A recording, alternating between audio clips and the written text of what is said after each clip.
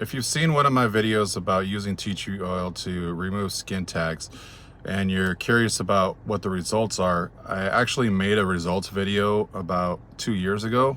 That's how old that video is.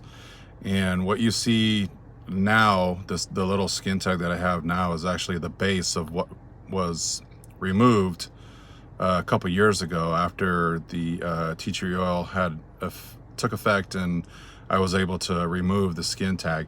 So if you haven't seen that video, I'll leave a link in the description below and you can go check that out to actually see the results of what happens when you use tea tree oil consistently on your skin tags. Yes, it did come off. What you see now is growing back, and I'm just trying to reapply the tea tree oil again and get this removed.